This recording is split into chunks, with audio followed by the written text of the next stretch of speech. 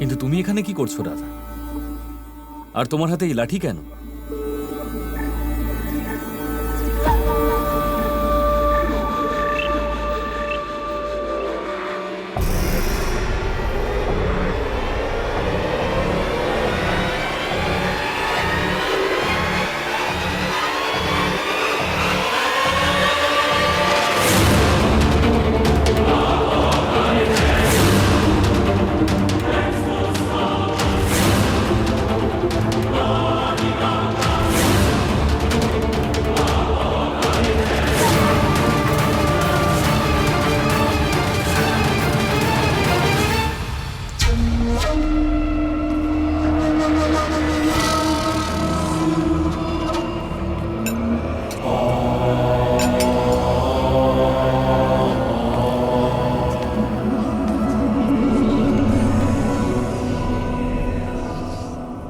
কি যেন বলেছিলে?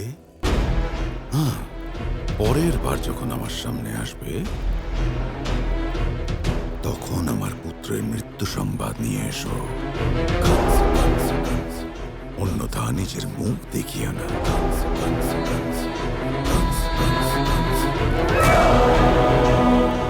এই দেখো, কংস তোমাদের সামনে দাঁড়িয়ে আছে।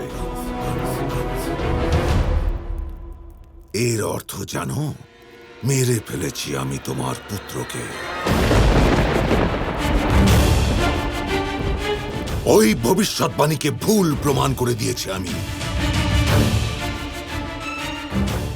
আজ থেকে তোমাদের কারাবাস সমাপ্ত। আজ থেকে তোমরা আমার সাথে রাজমহলে সুখপূর্বক থাকতে পারো।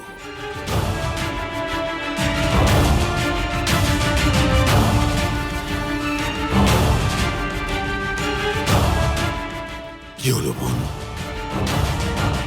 বিশ্বাস হচ্ছে না? কারণ আমি এমনটা করতেই পারি না। যে বোন নিজের গর্ভ থেকে নিজের ভাইয়ের হন্তাকে জন্ম দেয়, তার জন্য এই কালকুটরির অন্ধকারই তার জীবন হবে।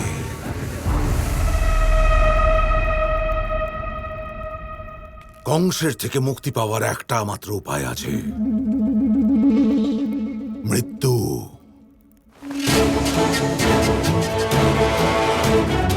নাও, বেছে নাও নিজের পছন্দের অস্ত্র আর শেষ করে দাও নিজের দুঃখের জীবন। এখন বুঝতে পেরেছি রাজকুলের কন্যা তুমি, সেই জন্য এই সাধারণ অস্ত্র পছন্দ নয়, তাই না? এই নাও।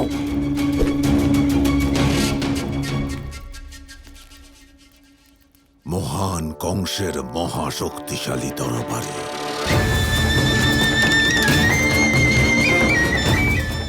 ধরো এটা আর করো নিজের ওপর প্রহার। বয়ে যেতে দাও সেই রক্ত যাতে আমার কালকে লালন করা হয়েছিল।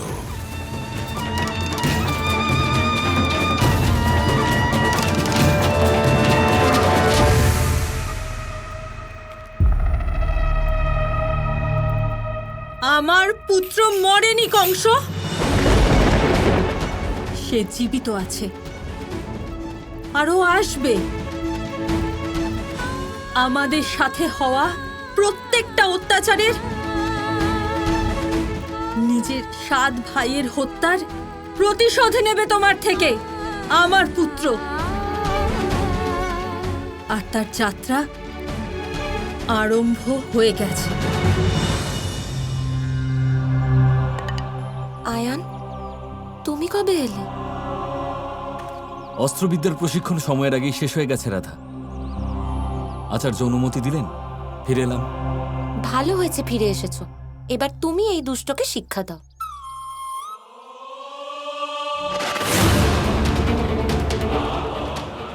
ও কে ও? আর তুমি ওর পিছনে লাঠি নিয়ে কেন ছুটছিলে? ও এটারই যোগ্য, চালিয়ে খাচ্ছে আমার। না না না না না না বড় ভাই, না না। উনি হলেন গ্রামের প্রধানের মেয়ে। আমি হলাম সাধারণ একজন গোয়ালা, আমি কিচ্ছু করিনি।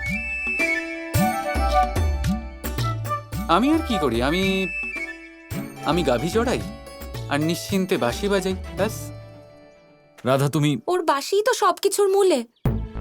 ও সাধারণ গোয়ালা নয়, ভীষণ মায়াবী আর চতুর। দেখুন কি রেগে থাকে আমার ওপর। আপনি দেখুন না কতটা রেগে আছে।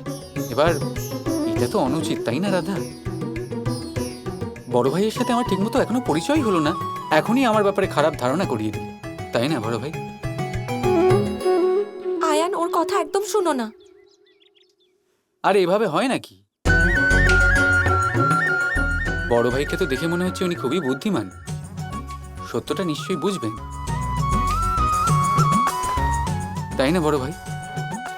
আয়ান, ব্যাস। তুমি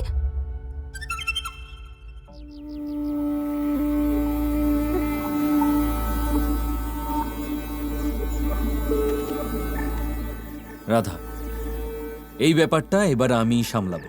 হুম?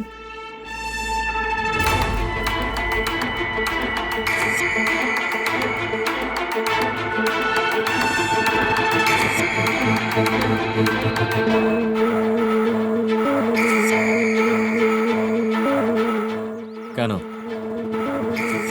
কেন বিরক্ত করছো রাধাকে? কি চাও তুমি? বন্ধুত্ব। আমি বর্ষনাতে শুধুমাত্র প্রেম আর বন্ধুত্বের প্রস্তাব নিয়ে এসেছি বড় ভাই। ও মিথ্যে বলছে। সত্যি কি আমি তোমাকে বলছি, এসো আমার সাথে। আয়ান, তুমি ওর কথায় বিশ্বাস করো না। এই ধূর্তটা মিষ্টি মিষ্টি কথা বলে সবাইকে বোকা বানায়। তার উপর আমাদের গ্রামের কোনো সাদাসিধে মেয়েকে ভালোবাসার দাবি করে আর তাকে নিজের প্রেমের জালে ফাঁসাতে চায়।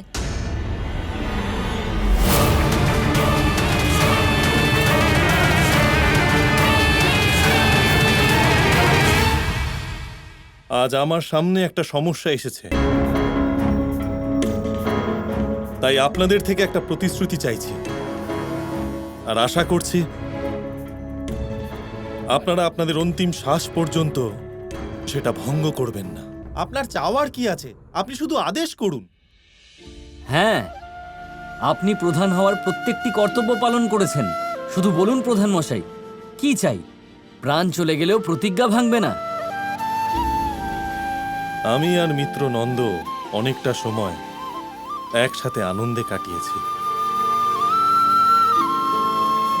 কিন্তু আজকে নন্দ আর সমস্ত গোকুল সংকটে আছে। ওনাদের কাছে না থাকার ঘর আছে, না খাবারের ব্যবস্থা। এই জন্য আমি চাই যে আমরা সবাই ভালোবেসে গোকুলবাসীদের বর্ষনাতে আশ্রয় দিই।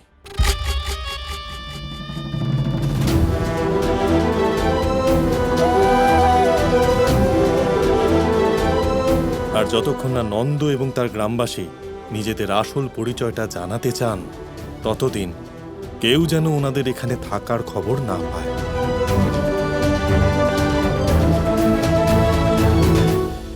আপনাদের সকলের কাছে অনুরোধ যে গোকুলের প্রত্যেকটি পরিবারকে আপনারা আপন করে নিন।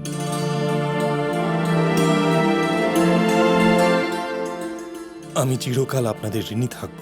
তাই হবে প্রধান মশাই। এখন থেকে এনারা গোকুলবাসী নন, বর্ষনার বাসিন্দা। রাধা কৃষ্ণ কৃষ্ণ কৃষ্ণ কৃষ্ণ